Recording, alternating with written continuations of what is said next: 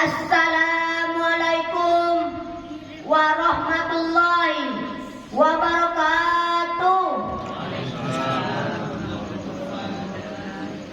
Alhamdulillahillazi ja'alal qalama lil kitabah wal kitabah lil qiraah wal qiraah lil ma'rifah wal ma'rifah lil ibadah wal ibadah lillahi ta'ala.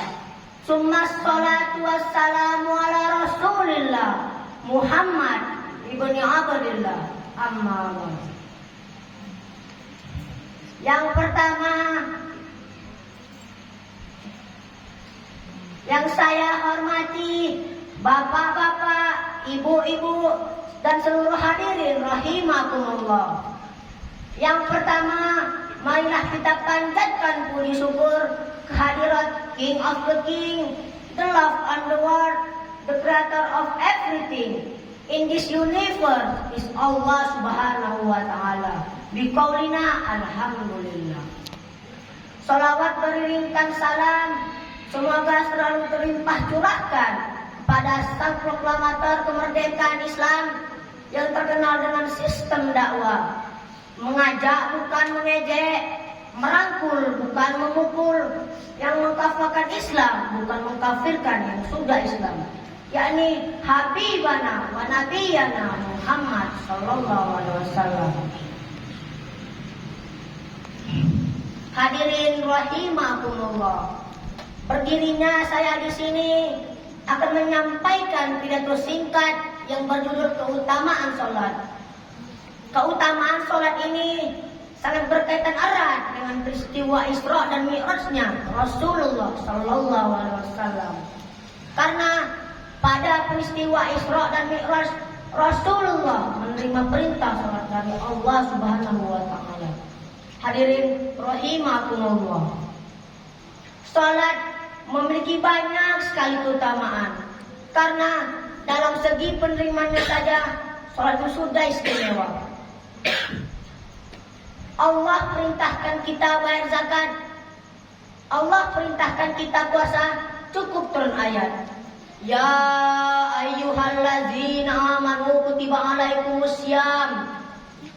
Allah perintahkan orang melaksanakan ibadah haji, cukup turun ayat.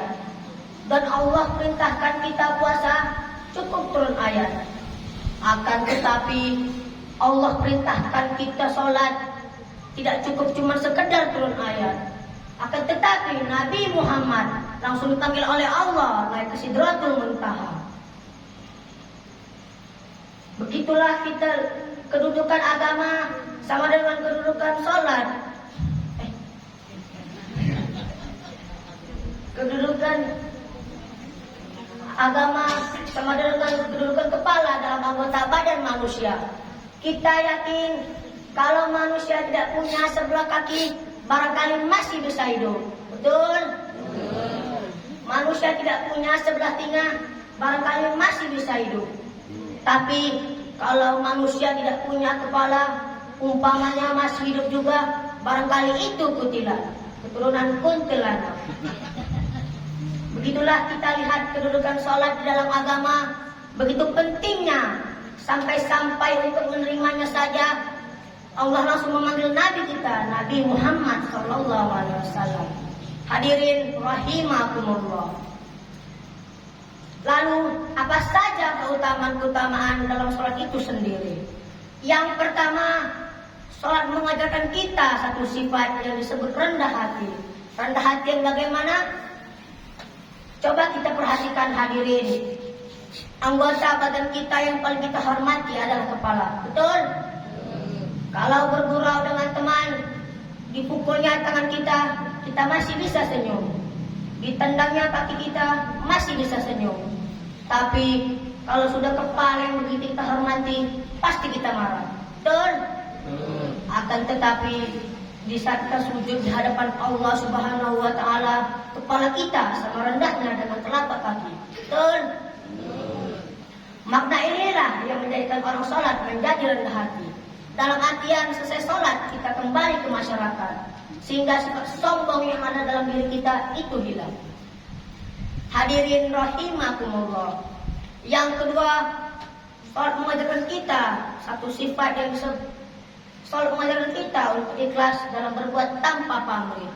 Kalau sudah Allahu Akbar, mau orang puji atau tidak, mau orang tahu atau tidak, yang penting Allah Maha Besar, sehingga tertanam keikhlasan dalam diri kita. Lalu bagaimana orang yang ikhlas dalam berbuat itu? Maaf nih, orang yang ikhlas dalam berbuat itu seperti orang yang buang air besar. Hadirin, kalau buang air besar, ikhlas apa tidak? Walaupun malamnya kita habis makan enak, makannya sate, rendang, buahnya apel, anggur, besok pagi dibuang, ikhlas? Tidak pernah tuh ketika jatuh ditengok-tengok. Begitu jatuh, jangan-jangan ini satenya. Jatuh lagi, jangan-jangan ini rendangnya. Kan nggak ada di antara kita yang seperti itu, betul? Hadirin rahimakumullah. Dan yang ketiga, salat mampu mencegah kita dari perbuatan keji dan munkar. Sebagaimana firman Allah Subhanahu wa taala. Ya inna sholata tanha 'anil fahsya'i wal munkar. Salat yang didirikan dengan benar mampu mencegah manusia dari perbuatan keji dan munkar. Dengan demikian, salat adalah keperluan kita, bukannya keperluan Allah. Salat kita baik, maka baiklah kehidupan kita. Tapi kalau salat kita buruk, maka hancurlah kehidupan kita di dunia dan di akhirat.